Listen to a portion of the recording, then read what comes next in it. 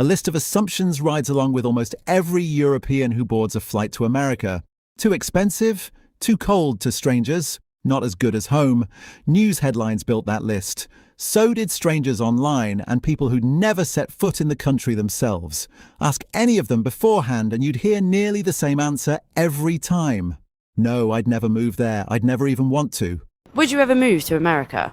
No, never. No. Over there and you already lose like 10 of the rights that you have here. I just think they're the best. They're like, oh my God, we have freedom, but most other countries have freedom. It's a disgusting place. They've got no NHS whatsoever. It's an absolute dump. Then they landed, and almost all of them changed their minds. Not about one thing, about 7. What actually got them to change their minds? Let's find out. For years, the story most Europeans heard about America stayed the same, just told in different accents. Big, loud, a little bit dangerous. Somewhere you visited, not somewhere you fell for. One American who's watched hundreds of these visitors arrive put it simply. They show up expecting danger, expecting rudeness, expecting bad food. That was the version sitting in most of their heads before they ever set foot on American soil. Honest question, if some of the Europeans are saying that they had the wrong idea about America, don't you think that it's possible that some Americans also have gotten the wrong idea about America? I mean, they're coming over here saying things like, I thought it was so dangerous. I thought everybody was so mean. I thought all the food was so gross. And they are realizing it's quite the opposite, actually. Oh, well, I thought there wasn't much to see. And then 48 hours later, they're standing teary-eyed in the middle of a Buc-ee's. They have never seen that many jerky options in their lives. Freddie is out here on Twitter calling Taco Bell the Holy Land. I wholly agree. Arguing over whether it was Chick-fil-A or Waffle House that changed their lives. It was both of them, buddy. Both of them. They keep wondering why people are so nice and why complete strangers keep talking to them in line. Because that's just what we do in the South. I'm sorry, can't help it. Now, don't get me wrong, we have our problems. Every country does, every person does. But if the people who came here keep saying, well, this wasn't what I expected at all, maybe we should start to realize maybe we're not all seeing the big picture here. Maybe the internet is not the best travel advisor. Maybe the mainstream news isn't the best person to give you an opinion about a destination. Because turns out, America in real life and America on your For You page, 2 totally different Americas. Nobody warned them about what would happen next. First one is the kindness of complete strangers. 2 Australian travellers walked into a Waffle House expecting nothing more than breakfast. When their food came out, the waitress said the bill was already covered. Not by a friend, not by family, but by a family sitting across the room who never said a word to them. The only message they left behind: welcome to America. Guys, we're at Waffle House right now. This is no joke. We walked in, super Aussie. We're like, oh, our first time at Waffle House. It's so cute in here. Wow. Like, I was like, do we like get a menu? Do we sit or do we like go? I was asking her, like, do we sit and get the menu or do we go up to the counter? Like, what do we do? What do we do? Then the waiter comes to give out food. And she's like, by the way, guys, you don't have to pay for this because the family sitting over there, they pay for our meal. Like saying, welcome to America. Is that normal? And we were so confused because we didn't even talk to them. They didn't even say hi, like we paid, like they just paid. I will die on this hill that Americans are literally Especially the best in Pensacola, in the South. Yeah, I love Americans. They are the coolest people ever. And I've been dying on this hill. I've been saying this from the very start and I've never had this happen to me. It's like no one would do that at home. No one does that in Australia. Only for like a TikTok or something. No one would actually genuinely just do that. Yeah, so Americans, I just want to make this video to say, we love you. We love you. We literally love you. Online, a British woman filming from a park bench had watched the same pattern show up again and again. A Japanese athlete had posted about being handed free chips and salsa before he'd even paid for his meal, stunned that a restaurant would extend that much trust to a stranger. Watching it, she admitted, made her feel guilty for taking her own free refills back home for granted. Scotland drank Boston dry. They drank all of the tenants' beer in Boston. Like, that is the funniest shit I have ever heard. I'm obsessed with watching everyone come to America, and it is making me the most patriotic I think I've ever been. One of the Japanese players, he posted about chips and salsa and was like, they trust us and we haven't even shown them that we can pay it. We didn't earn this yet. Chips and salsa. I need to be more appreciative of my free chips and salsa. Like, you're telling me the best thing you've ever seen is a big gulp from 7-Eleven? I take that shit for granted. The people in Kansas that are like, we're so excited to have these teams in our city. We are so excited to have them in our home. I'm like, Kansas? Oh. I'm literally obsessed with everyone coming and experiencing American culture. Like, yeah, guys, we do have culture. It's called the biggest thing you could ever fit in your stomach. It wasn't food that got a Finnish woman. It was a word. Strangers kept calling her sweetie, honey, sweetheart, people she'd never met in checkout lines and coffee shops. Back in Finland, she said, that kind of familiarity from a stranger would feel invasive. In America, she decided she didn't much care whether people meant it or not. She'd rather take it as true. As a European in the US, I just love how people I've never met call me like sweetie and honey and sweetheart. Because I'm like, you know what? Yeah, I am sweet. How did you know? That's all that I've ever wanted to be. I don't think my own mother calls me that. In Finland, it would be very invasive to call somebody a sweetheart that you don't know. But honestly, I love this for Americans. I love this about you guys. I don't even care if you mean it. I will take it as truth. You think I'm so sweet. Like, absolutely, let's just be nice to each other. You could be a terrible person. I'll call you sweetie. I'll call you sweetheart. None of it cost a dime. None of it was planned. That was exactly why it worked. Not hospitality as a service, but hospitality as a habit. Number 2. Grocery stores and gas stations built like theme parks. 2 British men walked into a Publix expecting a grocery run and left talking about it like they'd been to an amusement park. An escalator built just for shopping trolleys carried them up to the next floor. The floors were clean enough, one of them joked, to eat dinner off. Somewhere between the camping chairs stacked above the cereal and an entire shelf dedicated to whipped cream, the errand stopped being a chore and turned into entertainment. We are Brits in America, and today we are reacting to Publix. Publix? Let's go. I spelled it wrong. I know. First, we have to get a trolley. Yep. But I've just seen there is a elevator for the trolley. What? Wait, you go. I don't know how this is going to work. I think it's got to put it in. Do you hold on to it? I don't know. Put it in and see what happens. It's going. It's gone. Ooh. Hold on. Chase it. I've lost my trolley. Chase it. Wait there. Look. A trolley's following us. Got to beat it at the top. Huh? This place is very posh, like high-end, innit? It's got a bakery. Oh. It's very clean in here. You could eat your dinner off this. It's literally clean, innit? I might do. It's lovely. I was just thinking. What? You know what goes well with cereal? What? Camping chair. Does it? What's going on? What's going on? Yeah. Publix, I am upset because you don't do the best ice. They don't do crushed ice. What's that? What is that? There's like bits floating in it. Is that soup? I don't know, mate. Mate, they've got a gym in Publix. What? Oh. American baked beans. Right. That's mental. They've got a whole shelf. Whole shelf of what? Squirty cream. Squirty cream. Look at the choice. They package up your groceries for you. Are they on the wage bill? That's incredible. Further down the highway, a British traveller pulled into a Buc-ee's expecting a petrol station and found something closer to a department store. A building so long he had to point the camera down the aisle just to show how far it stretched. Staff hand-chopped fresh brisket to order behind the counter. He picked an XXXL sandwich straight off the heated line and ate it in his car with the kind of satisfaction usually saved for a proper sit-down meal.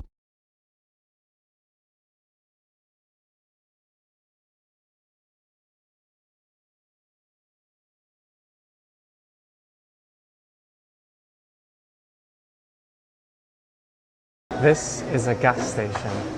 Look how long it is. It goes all the way down there. That's just the coffee station. Look at the size of it. This is all soda fountains. Hey, brisket on the board! Hey, brisket on the board! They've got so many different versions. They got pulled pork, turkey, 3 meat sandwiches. Make sure we grab a fresh one from the back.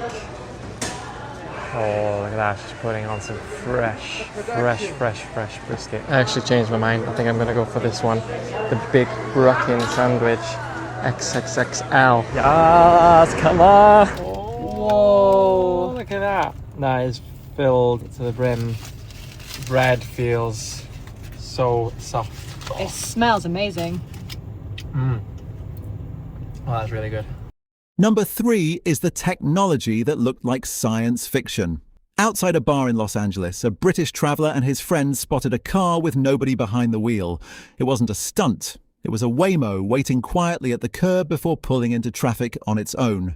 This is not a thing in England, he told his friend, who could only manage, absolutely insane, mate. That's a self-driving car. There's no one in the driver's seat, and this geezer's in the way. This is not a thing in England. Absolutely insane, mate. What's going on? This is how people are getting to the game out here.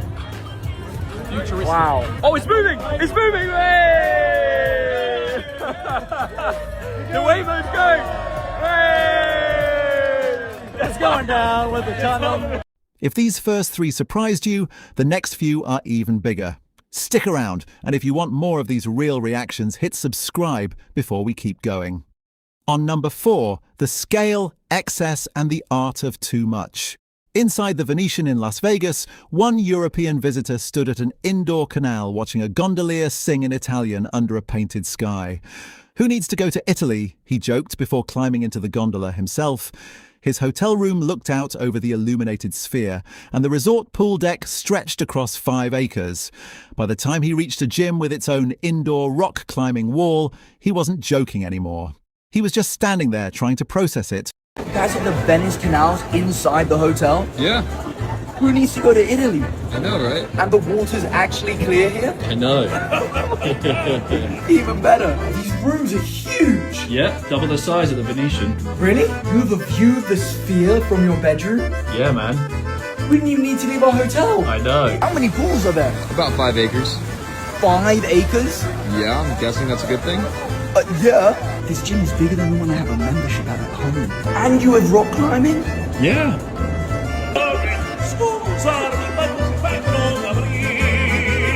The same appetite for more showed up on a plate in Dallas, where a Japanese food reviewer was handed a tray of Texas barbecue seasoned with Chinese spice, alongside Korean bulgogi tacos and a beef rib bone roughly the length of his forearm. How big is it? He kept repeating before sharing it with a friend who rated the rib a flat 10 out of 10. Neither of them had seen barbecue and Asian flavour collide quite like that before, and neither of them left anything behind on the tray. How big is it? Yeah. How big is it? Super big. This is a Texas barbecue, but like Chinese seasoning on it. So it's like Asian Texas barbecue. Like, whoa, how big is it? It's crazy.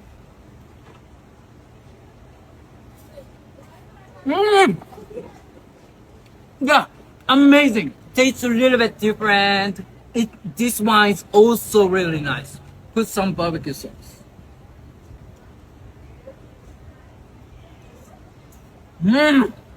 Amazing. Yeah, you want? Okay, Which one do you want? I don't know. Okay. Take a bite of the rib. How was it? Good. Good. Very good. Very good. Okay, you can. How is it? 10 out of 10. 10 out of 10. Whoa! Excess in America rarely felt accidental. It felt like the whole point. Number 5 is comfort hiding in the small, ordinary moments. Some discoveries never made a sound. A British man sitting on his covered porch on a rainy morning said something almost nobody expects to hear about America, that it had taught him what real quiet feels like. UK homes, he pointed out, rarely have porches at all. Coffee in hand, listening to rain and birdsong with nowhere else to be, he called it one of the simplest things he loved about his new life. This is why I love America. It's early in the morning. I'm sat on the porch. We don't have porches in the UK. I'm listening to the rain. I can hear the birds singing. And it is so peaceful.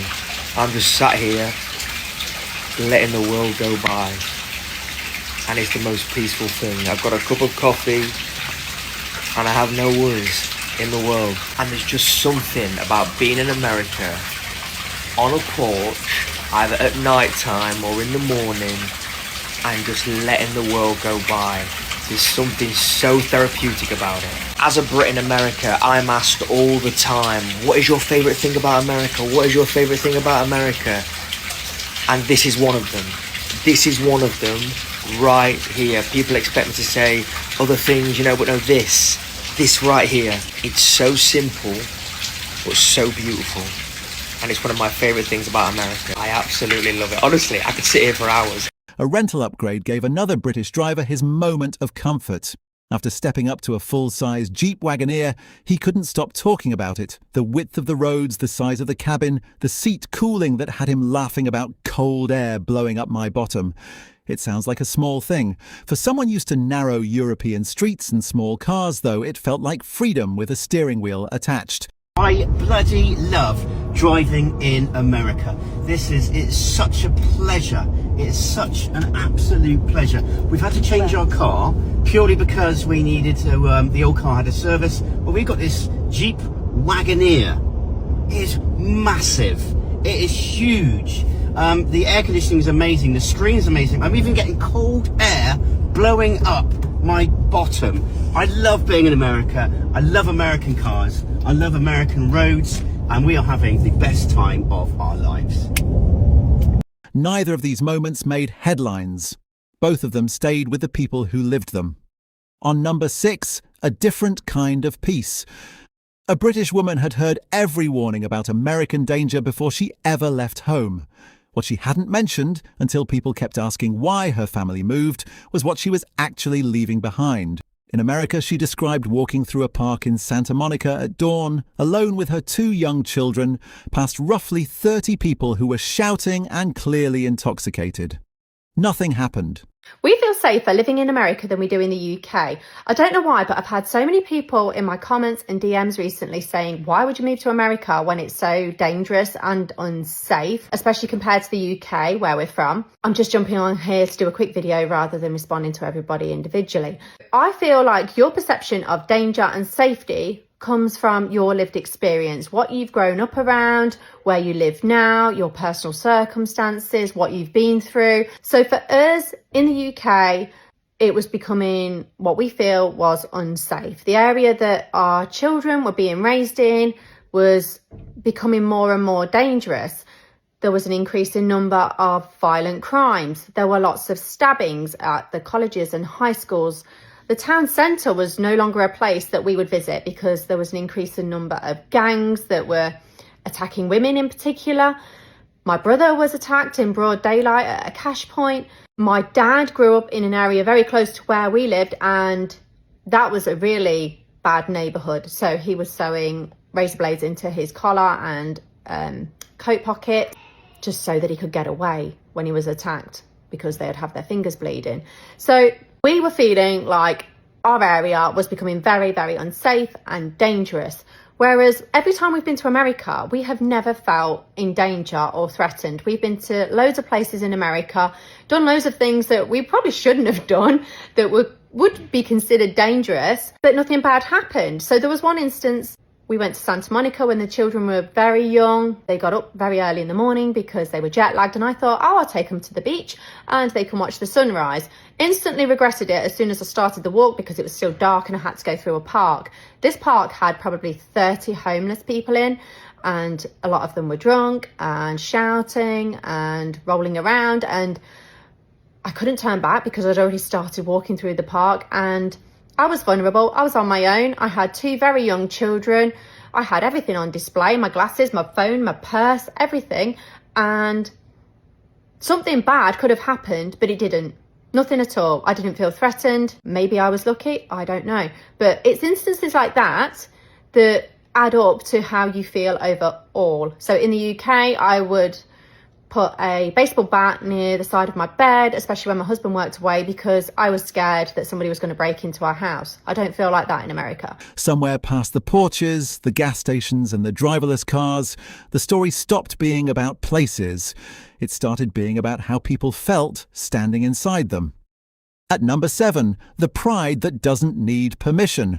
An American woman standing beside her Jeep, a full-size flag mounted on the back, explained through tears what it actually meant to her.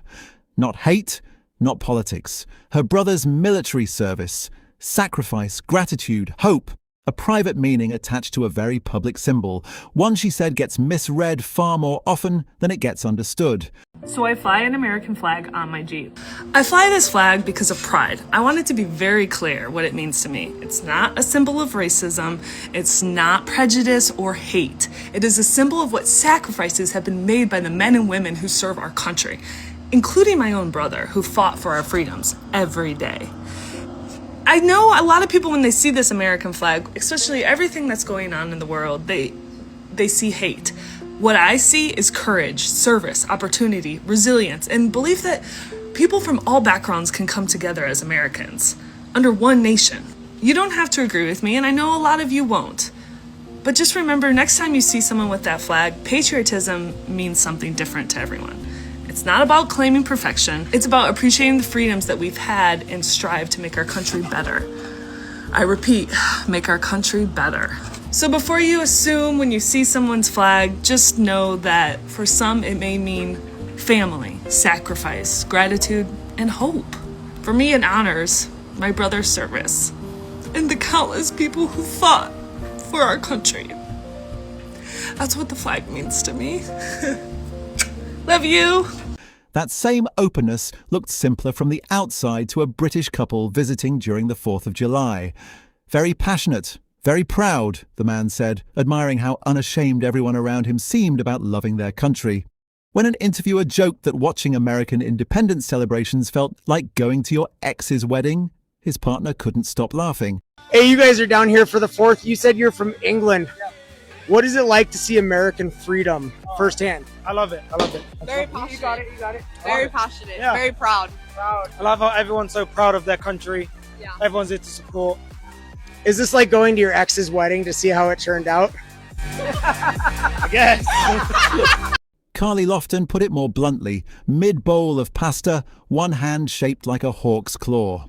Politics divides people, she said, but patriotism, especially watching Team USA during the World Cup or the Olympics, brings everyone right back together. State rivalries, school rivalries, none of it mattered once the national jersey went on. Bro, I don't care what y'all say. I love USA! Ah! Like every time I think of USA, I think of the hawk. Like the ah! Ah! Ah! Like I love USA! USA till I die. I love my country. I love that I live in a free country. And I love the patriotism behind Americans. Like, you know what? Can I just say that politics divides people? Yeah, it does. And our country can be so divided. But one thing about the USA is that even when we get divided, you know what brings us together? Patriotism. Loving our country and rooting for it till the day that we die. When the Olympics come on, it doesn't matter what state you live in. It doesn't matter what county or what school you go to, or that you won the national championship and so did it. When it comes to the USA, we ride till we die, baby! We ride till we die. USA doesn't matter. It's not about which state and whatever, or which team. It's about USA defeating everybody. Because we're the best. That pride didn't arrive the same way for everyone. An Asian American woman admitted she disliked America in her early 20s, before years of traveling abroad slowly changed her mind. What she came to appreciate wasn't one symbol. It was Queens, New York, where more than 150 languages are spoken within a few train stops.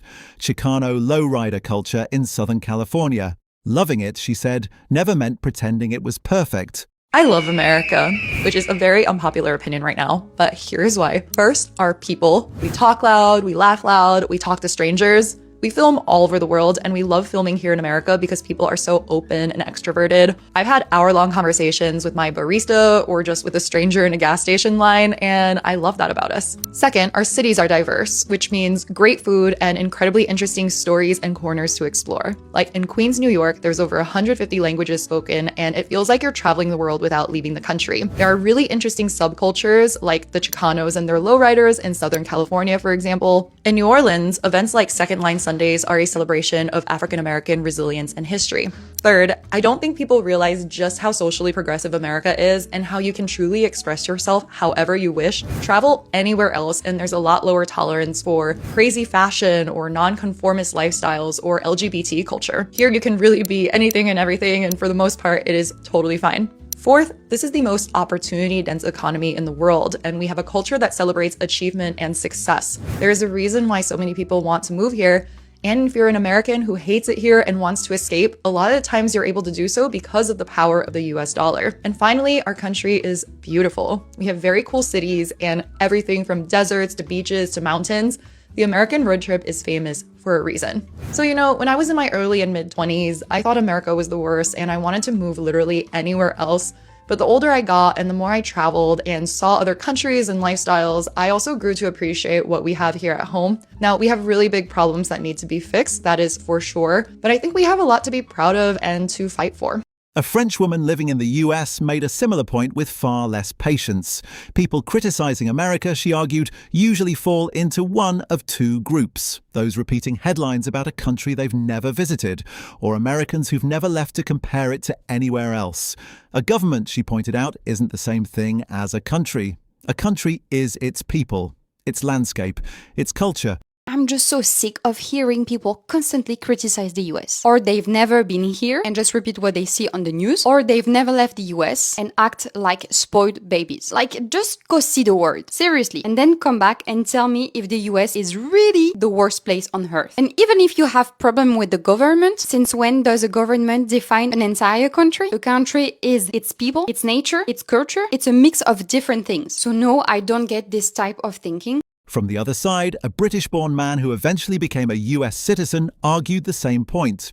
He'd spent 24 years in the UK forming his idea of America almost entirely from television, long before he ever moved to Arkansas.